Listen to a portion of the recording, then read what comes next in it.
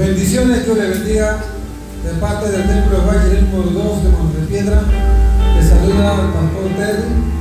Les deseamos el año 2020 bendiciones y prosperidad y que Dios cumpla su propósito en tu vida y desde el fondo de nuestro corazón, bendiciones. Que el Señor les bendiga a todos. Feliz año nuevo 2020. Todos los deseos que tienen en tu corazón, Dios pueda cumplir en cada uno de ustedes. Les deseamos un feliz año. Amén.